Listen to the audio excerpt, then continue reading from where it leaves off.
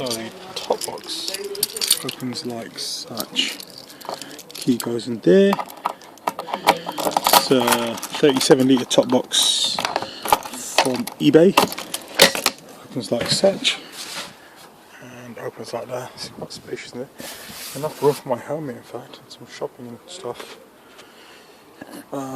So there's about 4 screws underneath. You can see them just there. One there. I had to drill a couple of holes in. Some more here and here. Okay, so we just shut it up. But it's quite nice, the top box. So.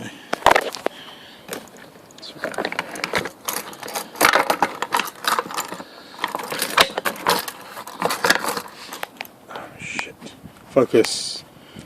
Bullshit focus again.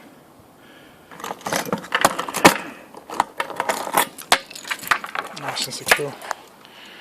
So, the one could say that the top box would be a fraction. I think it's alright, it doesn't look that much out of place with a bike. So, had a question off at eBay if the center stand touches. Yeah, it actually does, in fact, which is a bit of a bummer. So I may just use this, in fact. Yeah, the side stand.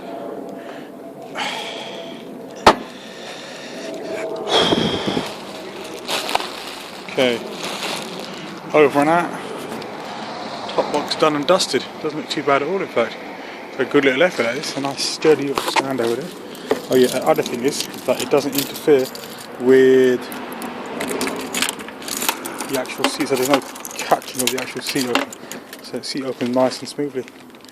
Doesn't interfere, as you can see, there's no interference there. Nice gap between the top box and the actual edge of the seat. There we go. Shut it down. Beautiful. Lovely. 4 screws in that. Lovely and sturdy.